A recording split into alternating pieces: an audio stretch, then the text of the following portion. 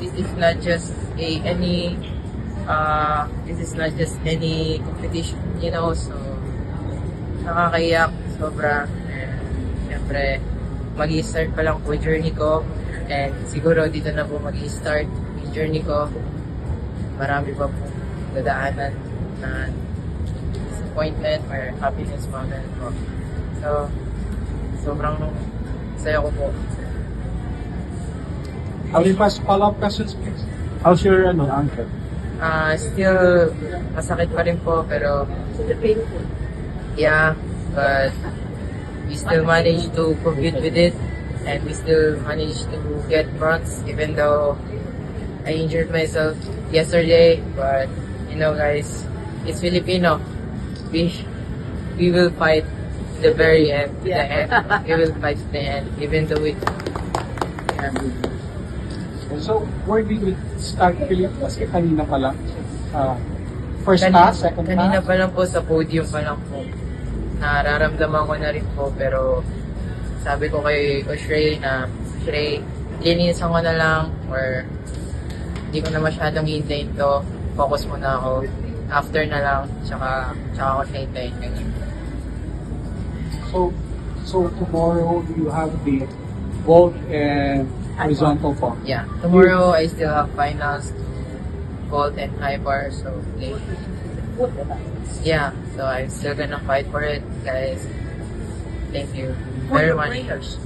Magbabago ka ba ng difficulty sa vault?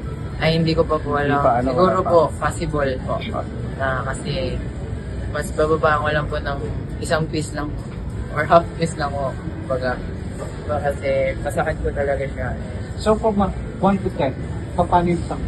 If nag-deep landing po ako, siguro 10. If hindi po, siguro mga nasa 5 lang po. Pero tolerable po for me. Ano yung ginawa mong routine kanina? Which is yung ginawa ko pong routine is yung pangkahapon. Similar to yesterday. Ano yung Not routine similar, same to yesterday. Ano yun? Yung may triple twist sa Wala po. Yeah. But same lang po talaga. Like layout full, front full, double front, Japanese handstand, triple twist on the side, 2.5 layout, and then double layout. Yeah, but nung landing po, kaya hindi ko na po siya na-stick kasi doon na po talaga siya sumakit din po. And Drew, take us through nung hinihintay mo yung final results nung pro exercise. Ano na yung hinihintay mo nung every time na may natatapos nung gymnast course? Yung po na tawag dito, kagat meals na lang po talaga ako kanina.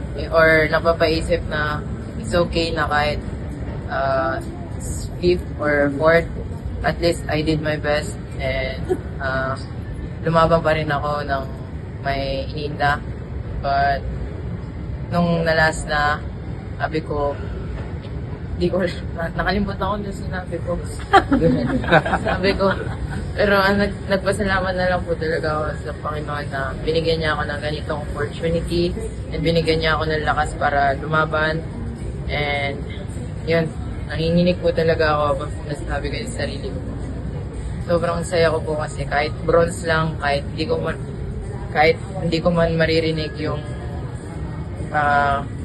national anthem ng Pilipinas, still naitaas ko pa rin ang bandera ng Pilipinas para sa atin lahat.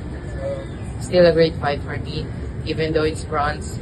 And this is my journey, guys, starting now. Eldro, you mentioned about journey. Yung journey ba sinasabi mo? Olympic, World Championship, SEA Games, Asian Games? It's not about competing.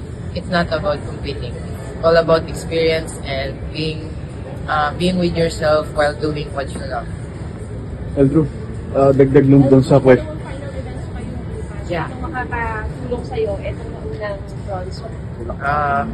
Siguro po, hindi ko po alam. Pero mas nag-aangat na lang po talaga ako sa high bar.